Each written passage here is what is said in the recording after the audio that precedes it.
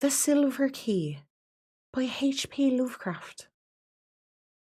A wonderful, wonderful tale, and I hope you enjoy it. So, here we go. When Randolph Carter was 30, he lost the key to the Gate of Dreams. Prior to that time, he had made up for the prosiness of life. Nightly excursions to strange and ancient cities beyond space, and lovely, unbelievable garden lands across ethereal seas. And as a middle-aged hardened upon him, he felt those liberties slipping away, little by little, until at last he was cut off altogether. No more could his galleys sail up the river like an ice, past the gilded spires of the Thran, or his elephant caravans tramp through perfumed jungles in Cled, or forgotten places with veined ivory columns sleep lovely and unbroken under the moon. He had read much of things as they are, and talked with too many people. Well-meaning philosophers had taught him to look into the logical relations of things, and analyse the processes which shaped his thoughts and fancies.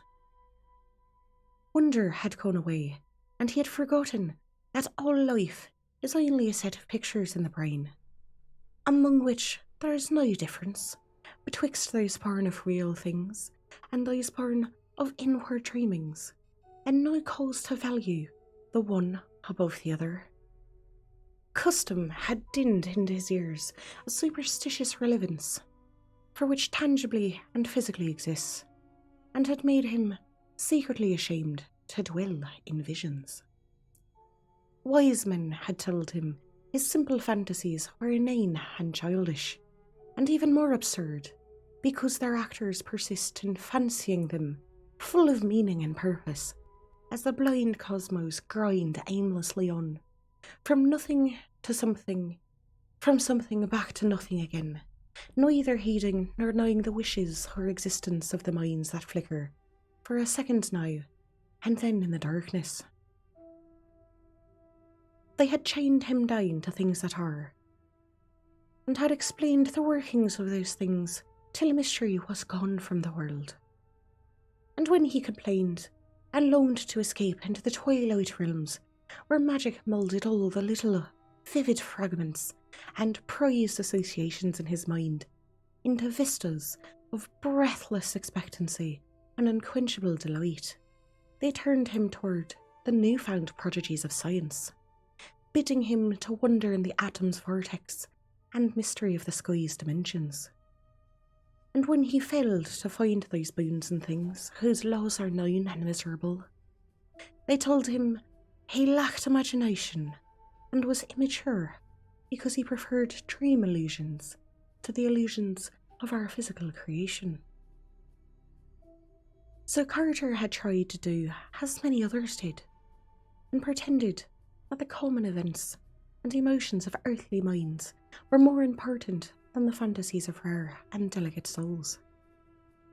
He did not dissent when they told him that the animal pain of a stuck pig or a deceptive ploughman in real life is a greater thing than the peerless beauty of Narath, with its 100 cavern gates and domes, which he dimly remembered from his dreams. But under their guidance, he cultivated a painstaking sense of pity and tragedy. Once in a while, though, he could not help seeing how shallow, fickle, and meaningless all human aspirations are, and how emptily our real impulses contrast with those pompous ideals we profess to hold. Then we would have recourse to the polite laughter that had taught him to use against the extravagance and artificiality of dreams, for he saw that the daily life of our world is every inch as extravagant and artificial, and far less worthy of respect, because of its poverty and beauty, and its silly reluctance to admit its own lack of reason and purpose. In this way, he became a kind of humorist, for he did not see even humour as empty, in a mindless universe devoid of any true standard of consistency or inconsistency. In the first days of his bondage, he had turned to the gentle churchly faith, endeared to him by the native trust of his fathers, for thence stretched mystic avenues which seemed to promise escape from life. Only on closer view did he mark the starved fancy and beauty, the stale and prosy triteness, and the owlish gravity and grotesque claims of solid truth which reigned boresomely and overwhelmingly amongst most of its professors, or feel the full awkwardness with which it sought to keep alive its literal fact, the outgrown of fears and guesses of a primal race confronting the unknown. It wearied Carter to see how solemnly people tried to make earthly reality out of old myths, which every step of their boasted science confuted. This misplaced seriousness killed the attachment he might have kept for the ancient creeds, had they been content to offer the sonorous rites and emotional outlets in their true guise of ethereal fantasy. But when they come to study those who had thrown off the old myths, he found them even more ugly than those who had not. They did not know what beauty lies in harmony, and that loveliness of life has no standard amidst the nameless cosmos, only save its harmony with the dreams and the feelings which have gone before and blindly moulded our little spheres out of the rest of chaos. They did not see that good and evil, and beauty and ugliness are only ornamental fruits of perspective, whose sole value lies in their linkage to what chance made our fathers think and feel, and whose finer details are different for every race and culture. Instead, they either denied these things altogether, or transferred them to the crude, vague instincts which they shared with the beasts and peasants, so that their lives were dragged melodiously out in pain, ugliness, and disproportion, yet filled with ludicrous pride at having escaped from something no more unsigned than that which still held them. They had traded the false gods of fear and blind piety for those of license and anarchy. And among us, there's always time for tea. Thank you.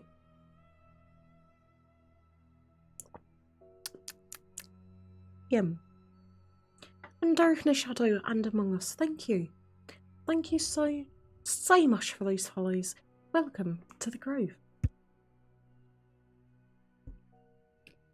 Carter did not taste deeply of these modern freedoms, for their cheapness and squalor sickened a spirit loving beauty alone, while his reason rebelled at the flimsy logic with which their champions tried to glib brute impulse with sacredness stripped from the idols they had discarded.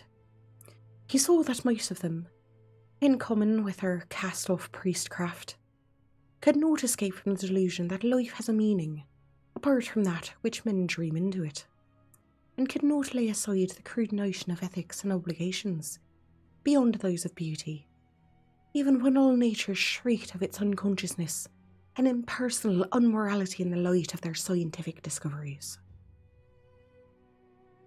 Warped and bigoted with preconceived illusions of justice, freedom, and consistency, they cast off the old lore and the old way with the old beliefs, nor ever stopped to think that the lore and those ways were sole markers of their present thoughts and judgments, and the sole guides and standards in a meaningless universe without fixed aims or stable points of reference.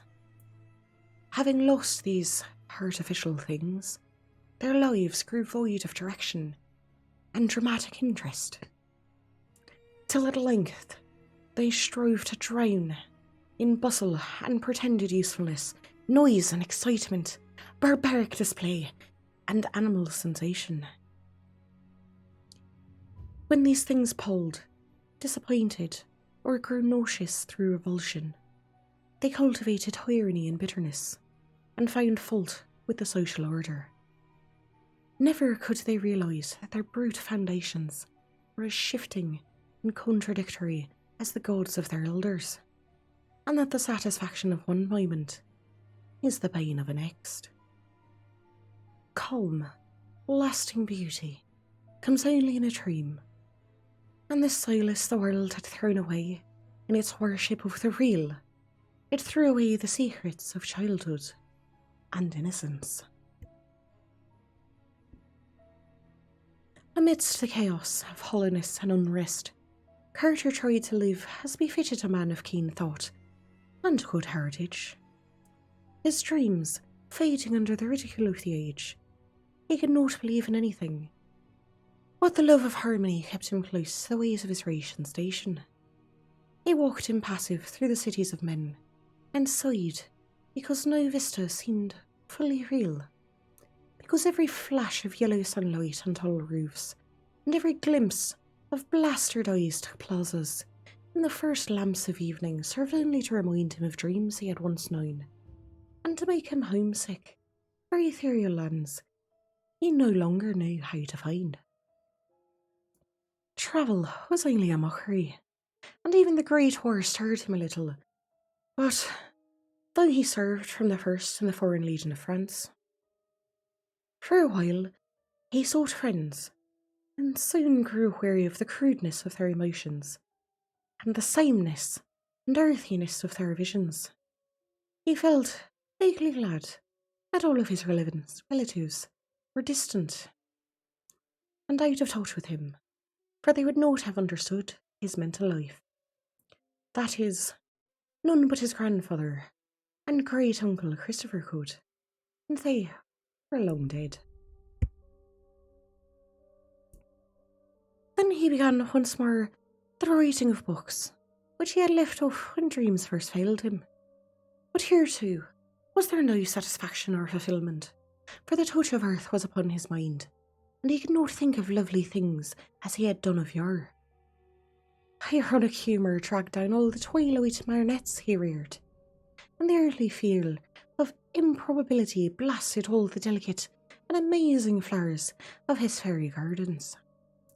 The convention of assumed pity split mawkishness on his characters, while the myth of an important reality and significant human events and emotions debased all of his high fantasy into a thin-veiled allegory and cheap social satire.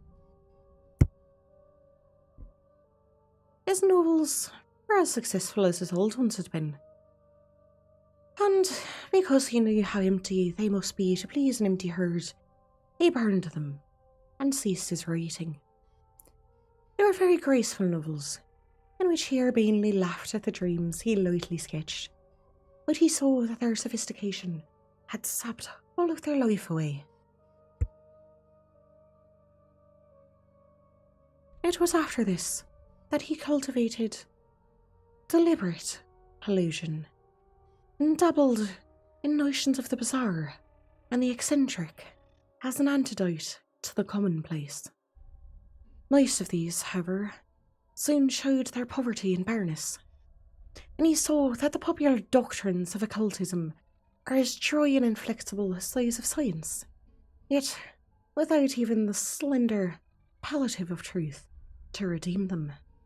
Gross stupidity, falsehood, and muddled thinking are not a dream, and form no escape from life to a mind trained above their own level. So Carter bought stranger books and sought out deeper and more terrible men of fantastic erudition, delving into the arcana of consciousness that few have trod, and learning things about the secret pits of life, legend, and immemorial antiquity which disturbed him ever afterward. He decided to live on a rarer plane, and furnished his Boston home to suit his changing moods. One room for each, hung in appropriate colours, furnished with befitting books and objects, and provided with sources for the proper sensations of light, heat, sound, taste, and odour. Once he heard of a man in the south who had shunned and feared the blasphemous things he read in prehistoric books and clay tablets smuggled from India and Arabia. Him he visited, living with him and sharing his studies for 7 years, till horror overtook them one midnight in an unknown and archaic graveyard.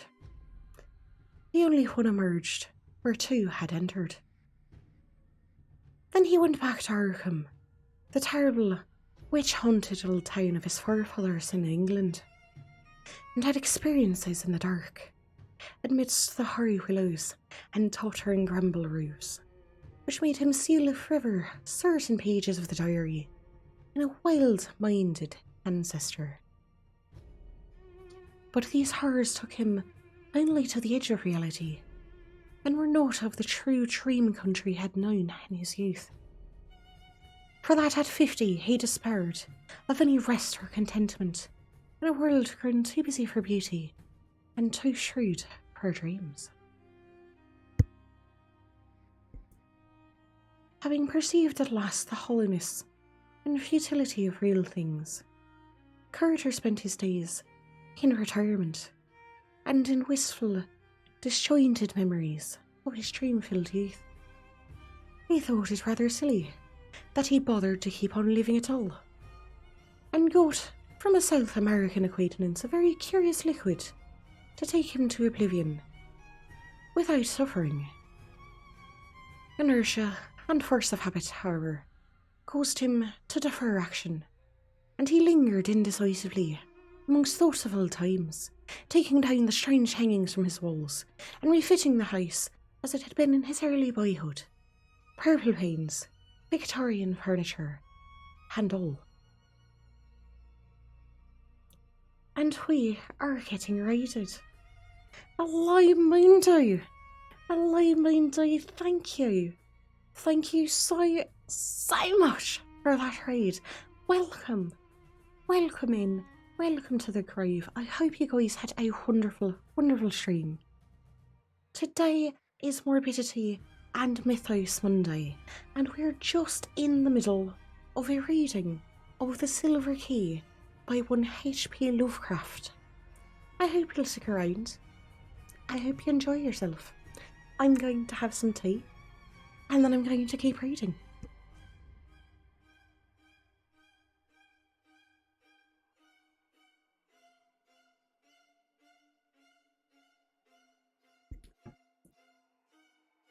Having perceived at last the hollowness and futility of real things, Carter spent his days in retirement in a wistful, distorted memories of his dream-filled youth. He thought it rather silly that he had bothered to keep on living at all, and had got from a South American acquaintance a very curious liquid to take him to oblivion without suffering. Inertia and force of habit, perhaps, caused him to defer action, and he lingered indecisively and thought of old times, taking down the strange hangings from his walls and refitting the house as it had been in his early boyhood. Purple panes, Victorian furniture, and all. With the passage of time, he became almost glad he had lingered, for the relics of his youth and his cleavage from the world made life and sophistication seem very distant and unreal, so much so that a touch of magic and expectancy stole back into his nightly slumbers.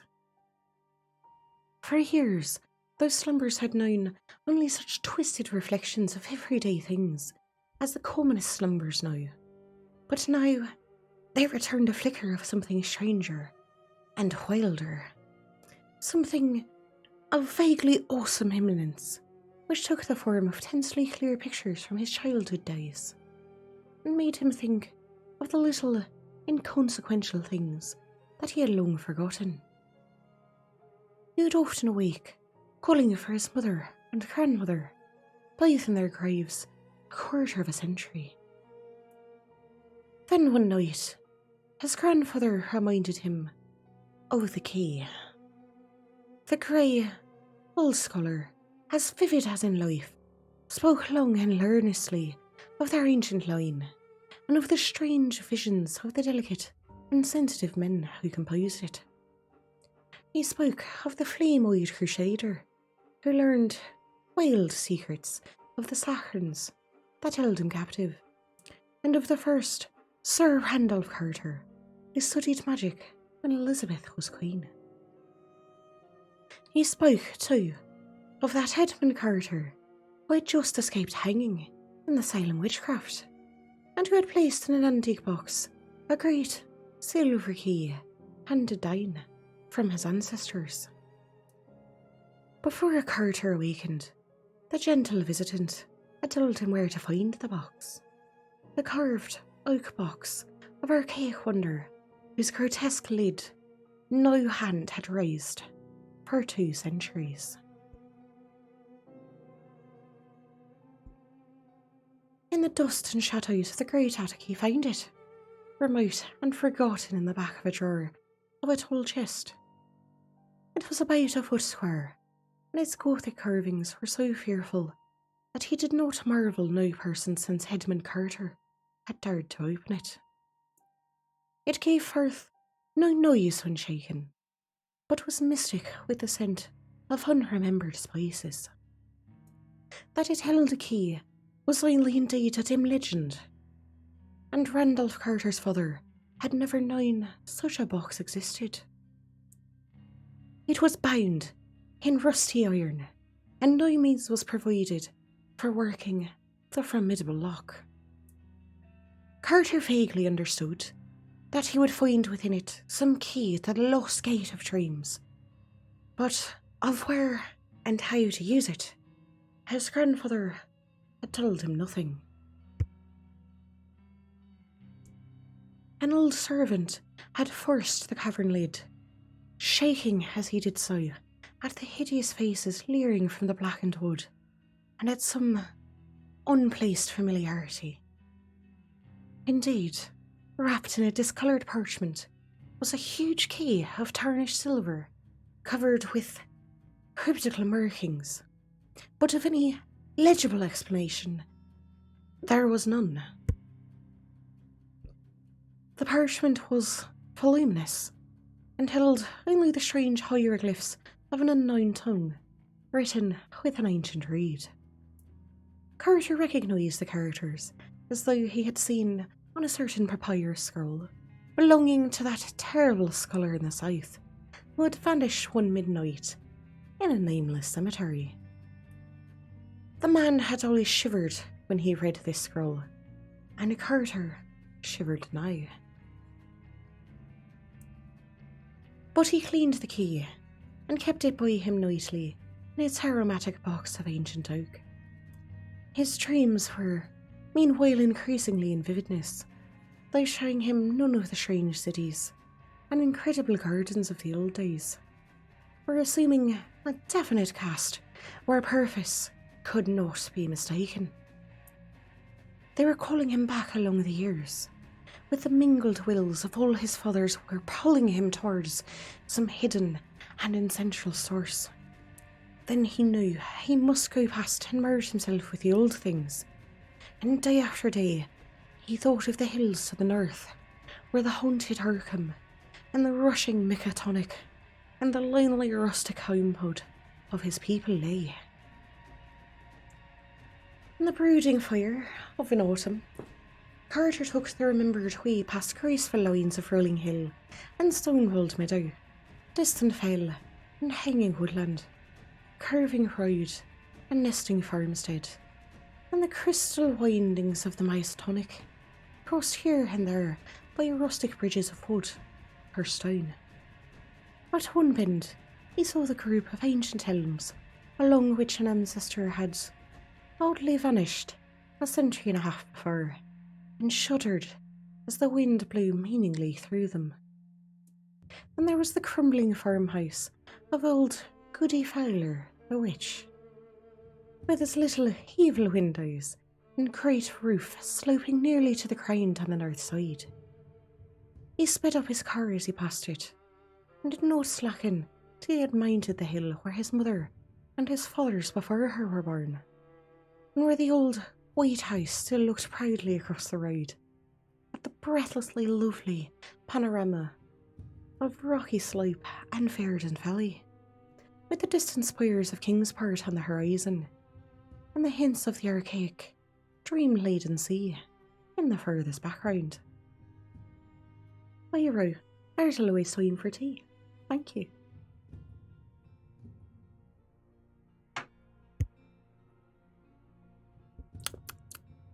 Yum.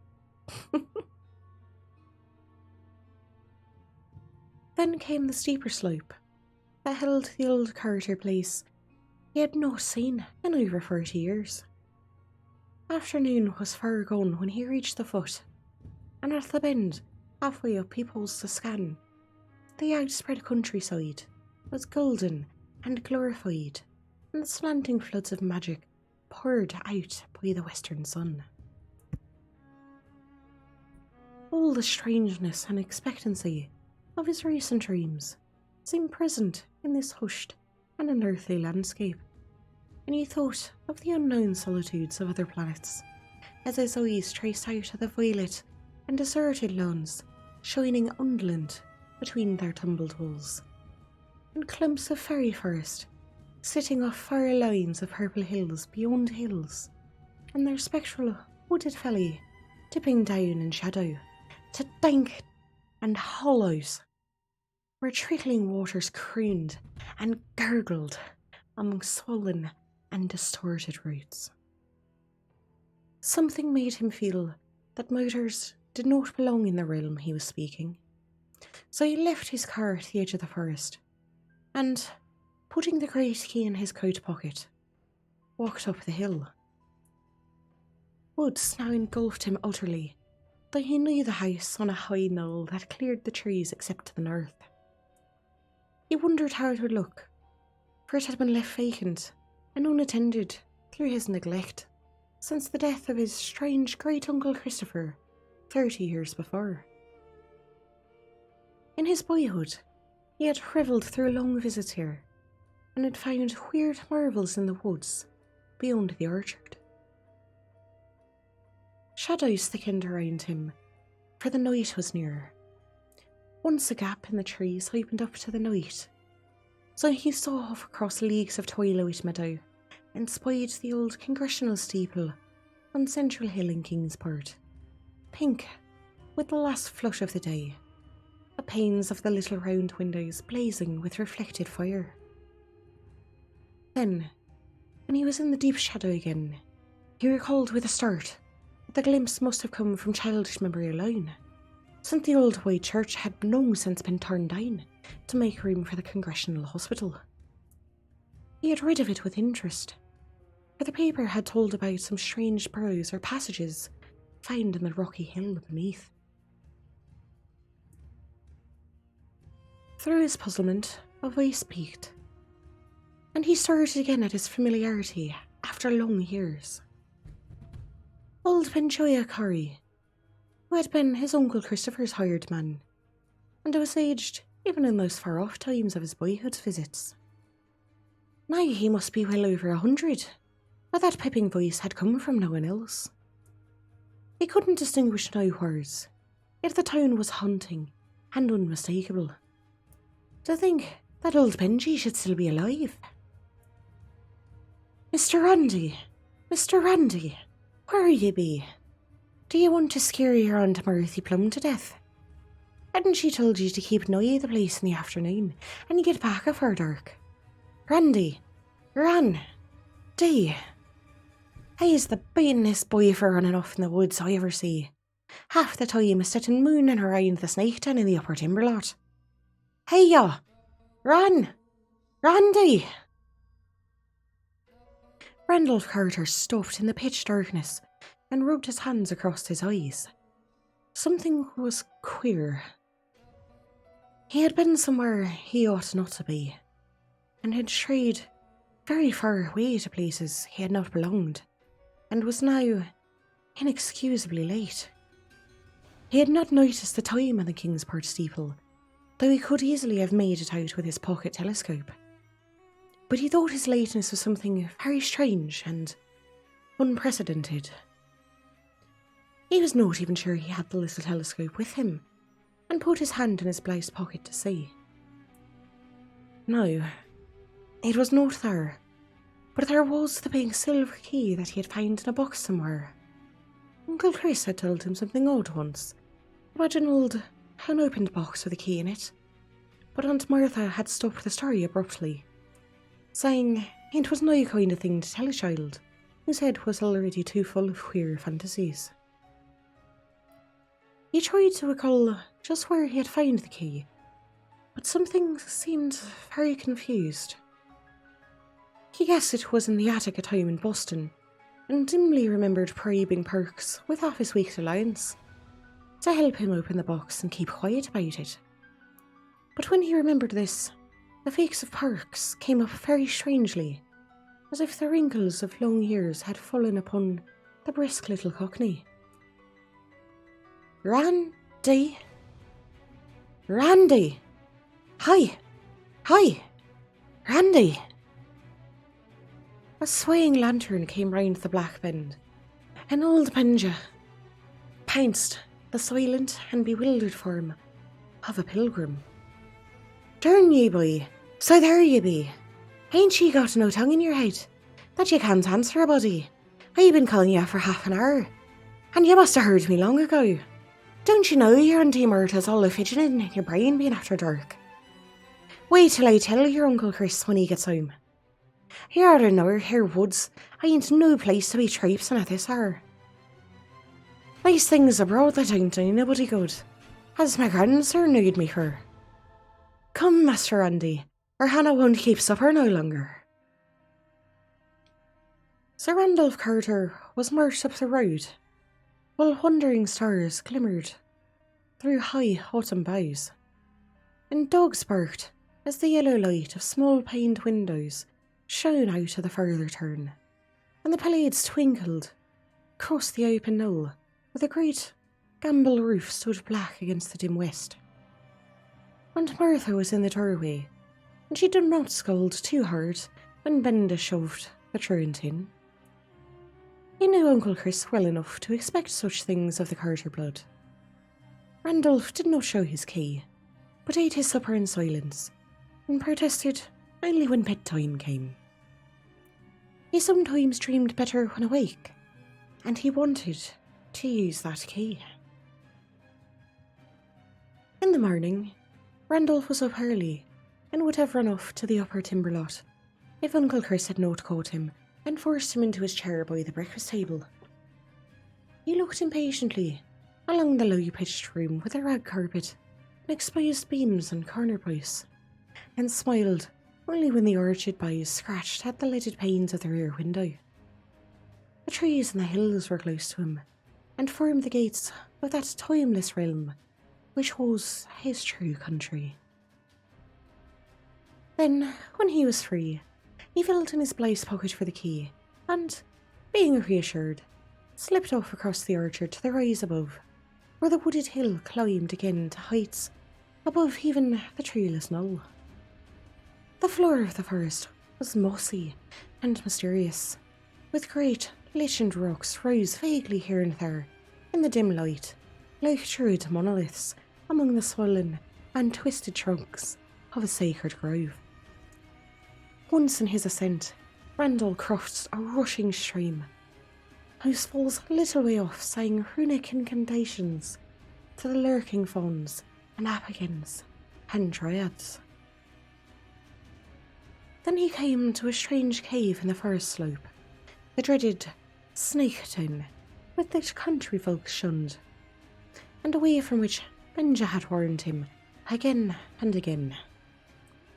It was deep, far deeper than anyone Randall suspected, for the boy had found a fissure in the furthermost black corner that led to a loftier grotto beyond, a haunting, spectral place whose granite walls held a curious illusion of conscious artifice. On this occasion, he crawled in as unusual lighting lit the way with matches flit from the sitting room match safe and edging through the final crevasse with an eagerness hard to explain, even to himself. He could not tell why he approached the further wall so confidently, or why he instinctively drew forth the great key as he did so. But on he went, and when he danced back to the house that night, he offered no excuses for his lateness, nor heeded in the last reproofs he gained for ignoring the noontime dinner horn altogether. Now, it is agreed by all the distant relatives of Randall Carter that something occurred to heighten his imagination in his 10th year. His cousin, Ernest B. Aspinwell, Esquire, of Chicago, is fully 10 years his senior, and distinctly recalls a change in the boy in the autumn of 1883. Randolph had looked on scenes of fantasy which few others can ever hope have beheld, and stranger still were some of the qualities which he showed in relation to very mundane things. He seemed, in fine, to have picked up an old gift of prophecy, and reacted unusually to things which, at the time without meaning, were later found to justified the singular impressions. In subsequent decades, as new inventions, new names, and new events appeared one by one in the book of history, people would now and then recall wonderingly how Carter had years before let fall some careless word of undoubted connection with which was still then far off in the future. He did not himself understand half these words, and knew why certain things made him feel certain emotions, but fancied that some unremembered dream must be responsible. It was as early as 1897 when he turned pale, and some traveller mentioned the French town of Blois-en-Saint-Jean, and friends remembered it when he was almost mortally wounded there in 1916, while serving the Foreign Legion of the Great War. Carter's relatives talked much of these things, because he was lately disappeared. His little servant Perks, who for years bore patiently with his vagaries, last saw him on the morning he drove off alone in his car with a key that he had recently found. Perks had helped him get the key from the old box containing it, and had felt strangely affected by the grotesque carvings on the box, and by some odd quality that he could not name. When Carter left, he said that he was going to visit his old ancestral home around Arkham.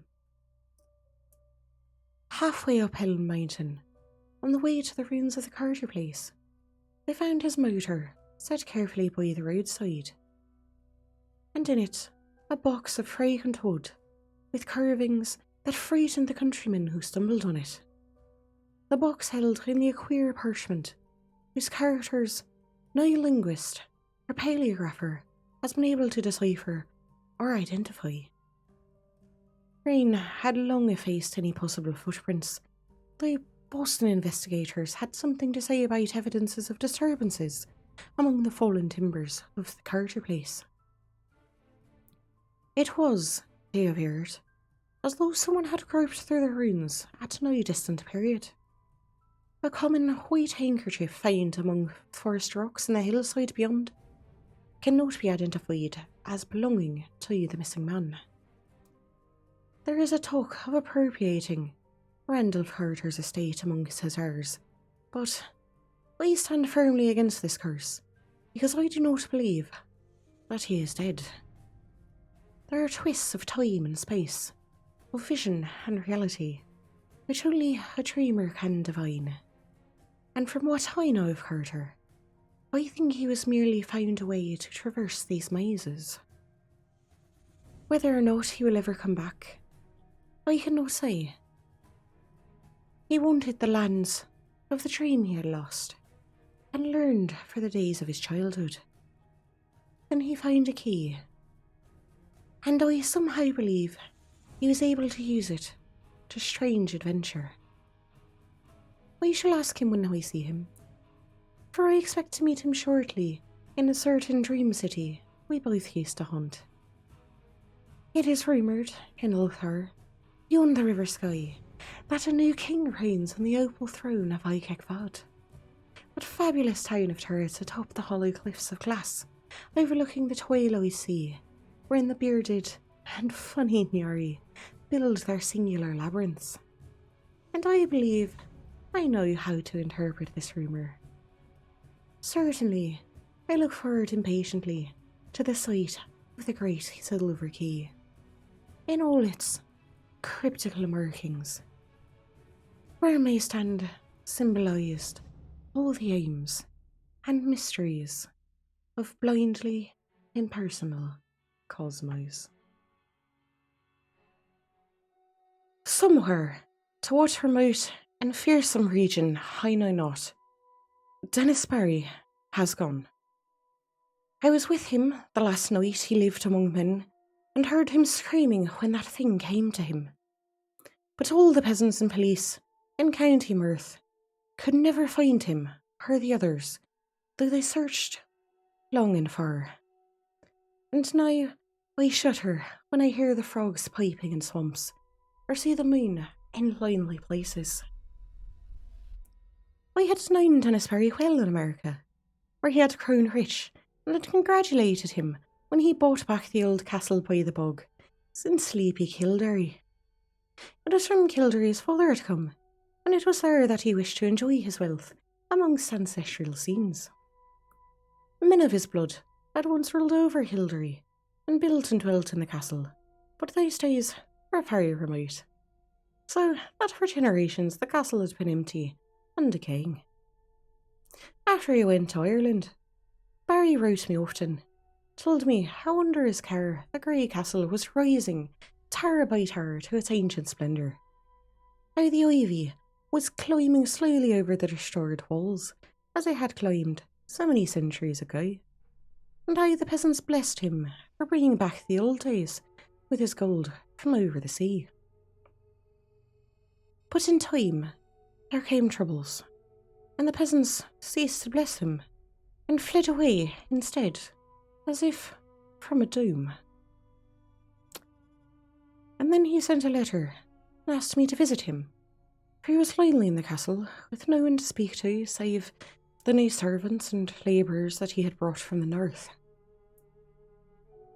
The bog was the cause of all these troubles, as Barry told me the night I came to the castle. I had reached Kildare in the summer sunset, as the gold of the sky lighted the greens of the hills and groves of the blue fog, where a fair islet, strange, golden ruin glistened spectrally. That sunset was very beautiful, but the peasants of Ballylough had warned me against it and said that Kildare had become accursed. And so I shuddered almost to see the high turrets of the castle gilded with fire. Barry's motor had met me at the Ballylough station, for Kildare is off the railway. The villagers had shunned the car and the driver from the north, but had whispered to me with pale faces when they saw that I was going to Kildare. And that night, after our reunion, Barry told me why. The peasants had gone from Kildare because Dennis Barry was to train the Great Bog. For all his love of Ireland, America had not left him untouched, and he hated the beautiful, wasted space where peat might be cut and land open up. The legends and superstitions of Kildare did not move him, and he laughed when the peasants first refused to help, and then cursed him and went away to Ballylough with their few belongings, as they saw his determination. In their place, he sent for labourers from the north, and when the servants left, he replaced them likewise. But it was lonely among strangers, so Barry had asked me to come.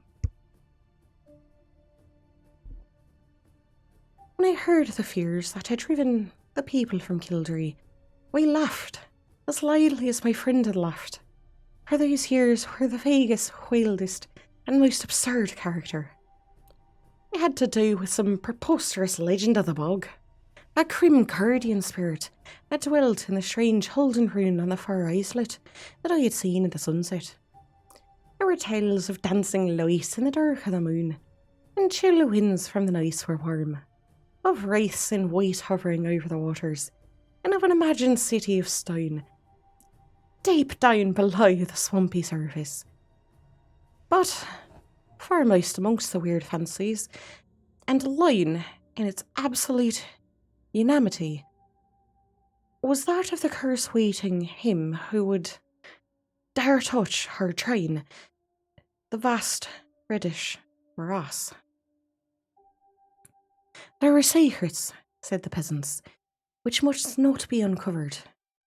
Secrets that had lain hidden since the plague came with the children of the Pelthrin in the fabulous years before history. In the Book of Invaders, it was told that these sons of the Greeks were all parried as hell, but the old men in Kildare said that one city was overlooked, saved by its patron moon goddess, so that the only wooded hills buried in when the men of Nemed swept down from Scythia in their 30 ships. Oh my gosh! Shads! Shads, hello, welcome in. Thank you so much for the raid. I hope your stream was wonderful. I hope your stream was great. I really do. Just going to have some tea here.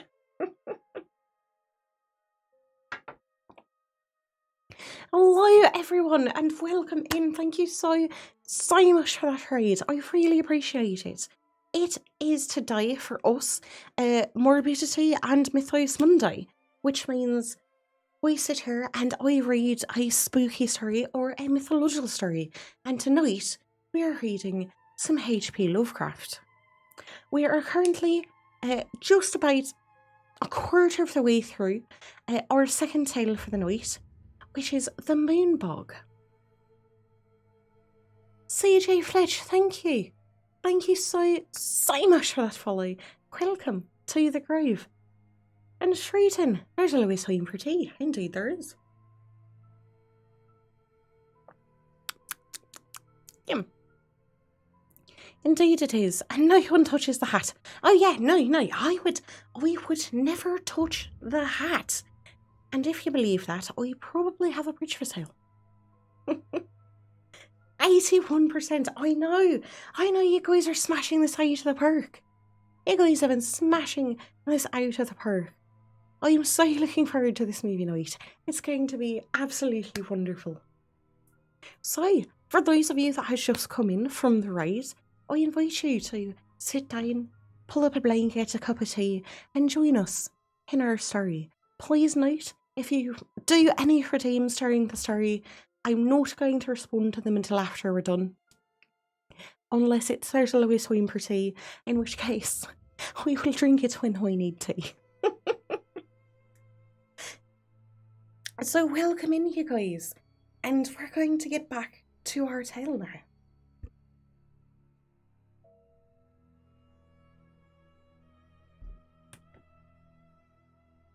Such were the idle tales which had made the villagers leave Kildare, and when I heard them, I did not wonder that Dennis Perry refused to listen. He had, however, a great interest in antiquities, and proposed to explore through the bog thoroughly when it was drained. The white ruins on the islet he had often visited, and though their age was plainly great, and their contour very little like that in most of the rooms of Ireland, they were too dilapidated to tell the days of their former glory. Now, the work of drainage was ready to begin, and the labourers from the north were soon to strip the forbidden bog of its green moss and red heather, and kill the tiny shell-paved streamlets and quiet blue pools fringed with rushes. After Barry had told me these things, I was feeling very drowsy. The travels of the day had been wearying, and my house had talked late into the night. A manservant showed me to my room, which was in the remote tower overlooking the village, and the plain at the edge of the bog, and the bog itself. so that I could see from my windows in the moonlight the soylent roofs from which the peasants had fled, and which now sheltered the labourers from north too, and the parish church with its antique spire, and far out across the brooding bog, the remote, olden ruin of the islet, gleaming white and spectral. Just as I dropped to sleep, I fancied that I heard faint sounds in the distance, sounds that were weird, wild, and half musical, and stirred me with a weird excitement which coloured my dreams. But when I awakened the next morning, I felt it had all been a dream, for the visions I had seen were more wonderful than any sound of wild pipes at night. Influenced by the legend that Perry had related, my mind had in slumber hovered around a stately city in a green valley, where marble streets and statues, villas and temples, carvings and inscriptions, all spoke in certain tones the glory that was Greece. When I told this dream to Barry, he had both laughed, and I had laughed louder, because he was perplexed about his labourers from the north. For the 6th time they had overslept, waking very slowly and dazedly, and acting as if they had not rested, although they were known to have gone quite early to bed the night before.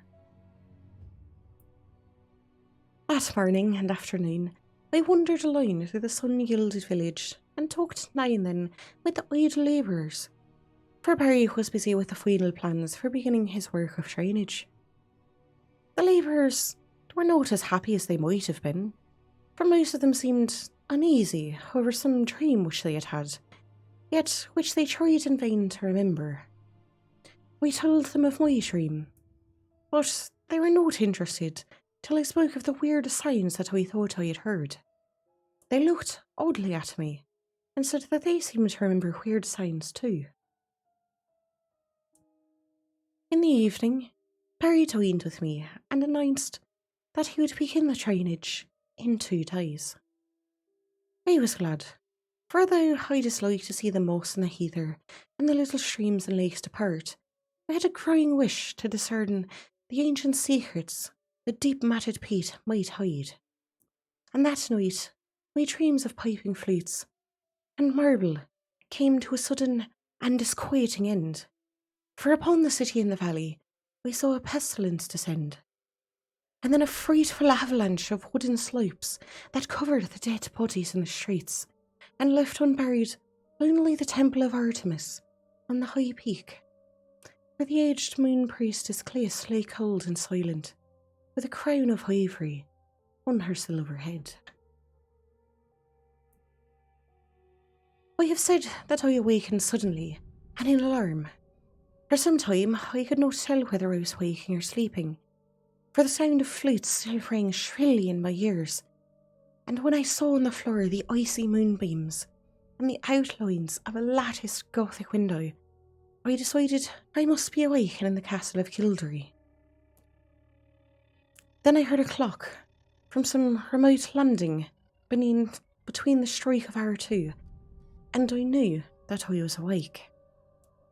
Yet still there was that monstrous piping from afar, wild, weird airs that made me think of some dance of fauns on distant Milanus. It would not let me sleep, and in patience I sprung up and paced the floor. Only by chance did I go to the north window and look out upon the silent village and the plain at the end of the bog. I had no wish to gaze abroad, for I wanted to sleep, but the flutes tormented me, and I had to say something. How could I have suspected what I would behold?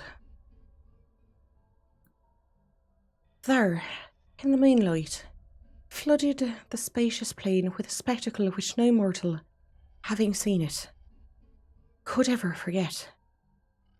To the sound of reedy pipes that echoed over the bog, there yielded silently and eerily a mixed throng of swaying figures, reeling through such a revel as the Sicilians might have danced to Demeter in the olden days, under the harvest moon beneath the Cyan. The wide plain, the golden moonlight, the shadowy moving forms, and above all, the shrill, monotonous piping, produced an effect which almost paralysed me. Yet I noted, amidst my fear, that half of these tireless, mechanical dancers were the labourers whom I had thought asleep, whilst the other half were strange, hairy beings of white, half indeterminate in nature, but suggesting pale, wasteful naiads from the haunted mountains of the bog. I do not know how long I gazed at this sight from the lonely turret window before I dropped suddenly into a dreamless swoon, out of which the high sun of morning aroused me.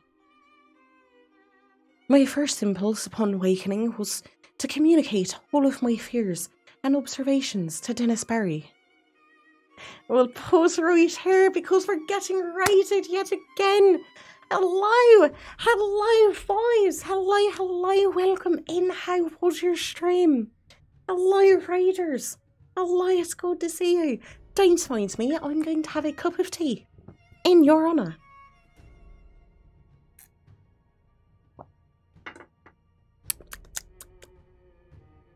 How are you doing, boys? 'Tis the wizard.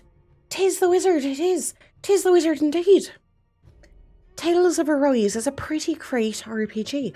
Oh, I've not actually heard of it before. I hope it went really, really well. Normally, when we get raided, we would roll the intro for you.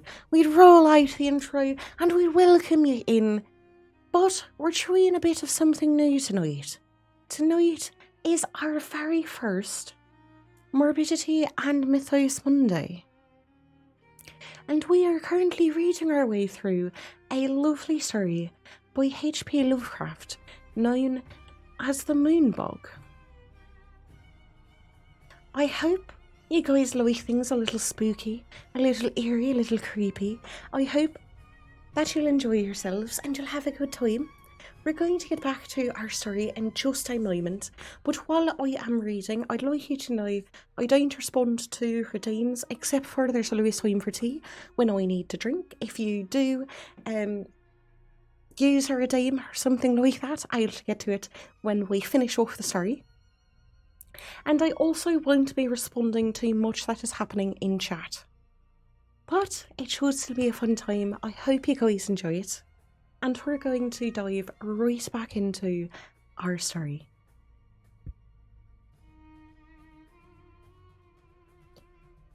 My first impulse upon awakening was to communicate my fears and observations to Dennis Barry, but as I saw the sunlight glowing through the latticed east window, I became sure that there was no reality in what I had seen.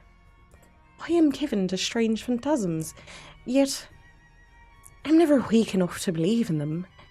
So on this occasion, I contented myself to questioning the labourers, who slept very late and recalled nothing of the previous night save misty dreams of shrill sounds.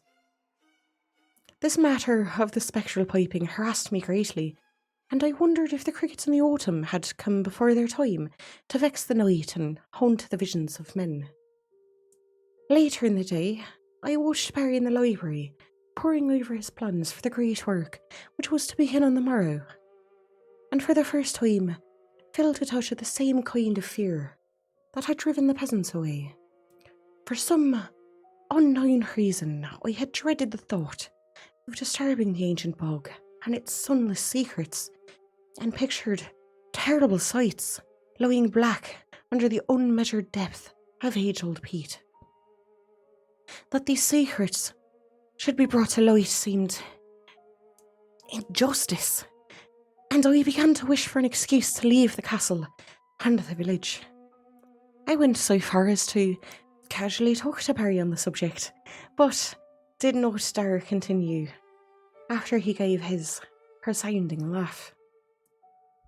So I was silent when the sun set elegantly over the far hills, and Kildare blazed all red in a gold flame that seemed a portent.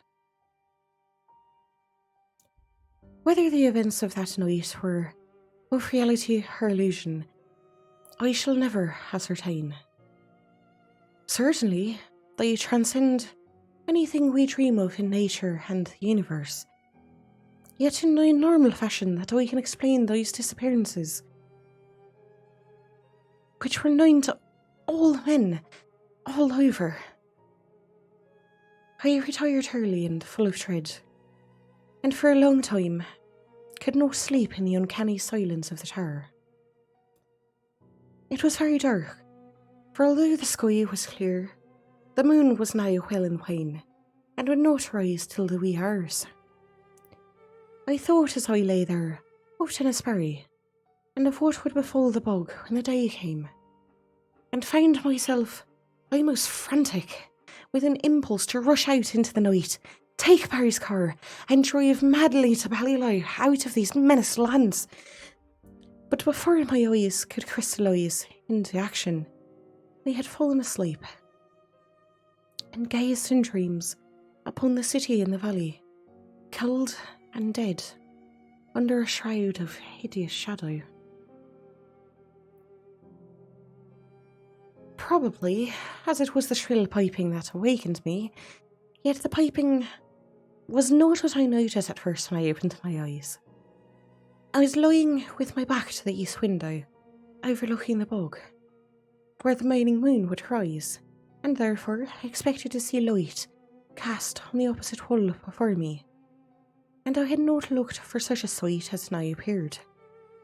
Light indeed glowed from the panels ahead, but it was not any light that the moon gives.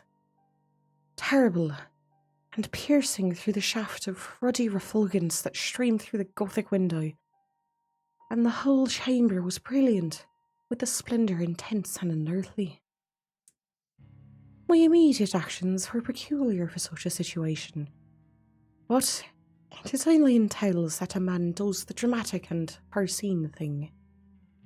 Instead of looking out across the bog towards the source of the new light, I kept my eyes from the window in panic fear, and clumsily threw out my clothing with some dazed idea of escape. I remember seizing my revolver and my hat, but before it was over, I had lost them both without firing the one, nor donning the other. After a time, the fascination of the red radiance overcame my fright, and I crept to the east window and looked out while the maddening, incessant piping whined and reverberated through the castle and over the village. Over the bog was a deluge of flaring light, scarlet and sinister, and pouring from the strange golden rune and the far islet. The aspect of the rune I cannot describe. I must have been mad, for it seemed to rise majestic and undecayed, splendid and column-cinctured, the flame-reflecting marble of its entralbature piercing the sky like an apex of a temple on a mountain top. Flutes shrieked and drums began to beat, and as I watched in awe and terror, I thought I saw dark, salient forms silhouetted grotesquely against the vision of marble and effluence. The effect was titanic, altogether unthinkable, and I might have started indefinitely, but not for the sound of the piping seemed to grow stronger at my left. Trembling with a terror oddly mixed with ecstasy, I crossed the circular room to the north window, from which I could see the village and the plain at the edge of the bog. There my eyes dilated again, with a wild wonder as great as if I had not turned from a scene beyond the pale of nature. For on the ghastly red-litten plain was moving a procession of beings in such a manner as some we had never seen before in nightmares. Half gliding, half floating in the air. The white clagboard race were slowly retreating towards the still waters, and the island ruined in fantastic formations, suggesting some ancient and solemn ceremonial dance. Their waving, translucent arms, guided by the detestable piping of those unseen flutes, beckoned in uncanny rhythm to a throng of lurching labourers who followed dog-like, with blind, brainless, floundering steps, as if dragged by a clumsy but relentless demonic will. As the naiads appeared to the bog, without altering their course, a new line of stumbling stragglers zigzagged drunkenly out of the forest for some door far below my window, gripped sightlessly across the courtyard, and through the intervening bit of the village, I joined the flowering column of labourers on the plain. Despite their distance below me, I at once knew they were the servants brought from the north, for I recognised the ugly and unwieldy form of the cook, whose very absurdness had now become unutterably tragic. The flutes piped horribly, and again we heard the beating of the drums from the direction of the island ruin. Then, silently and gracefully, the naiads reached the tower and melted one by one into the solid bog, while the line of followers, never checking their speed, splashed awkwardly after them and vanished amidst a tiny vortex of wholesome bubbles. I could barely see in that scarlet light, and as the last pathetic straggler, the fat cook, sank heavily out of sight in the sullen pool, the flutes and drums grew silent, and the blinding red rays from the runes snapped instantaneously out, leaving the village of Doom alone and desolate in the wane of beams of a new risen moon. My condition was now one of the most indescribable chaos, not knowing whether I was mad or sane, sleeping or waking. I was saved only by merciful numbness. I believe I did ridiculous things, such as offering powers to Artemis, Latona, Diameter, Persephone, and Pluton. All that I recalled from a classic youth came to my lips as the horrors of the situation raised my deepest superstitions. I felt that I had witnessed the death of a whole village, and knew that I was alone in the castle with Dennis Barry, whose boldness had brought down her doom. As I thought of him, new terrors convulsed me, and I fell to the floor, not fainting but physically helpless. Then I felt the icy blast from the east window, where the moon had risen, and began to hear the shrieks of the castle far below me. Soon, those shrieks had attained a magnitude and quality which cannot be written of, and which makes me think I might think of them. All I can say is that they came from something I had known as a friend.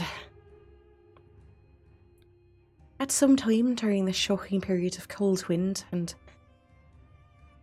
the screaming must have aroused me, for my next impression is of racing madly through inky rooms and corridors, and out across the courtyard into this hideous night. They found me at dawn, wandering mindless near Pallybrow. But what unhinged me utterly was not any of the horrors that I had seen or heard before. I muttered about as I slowly came out of the shadows fantastic incidents that occurred in my flight.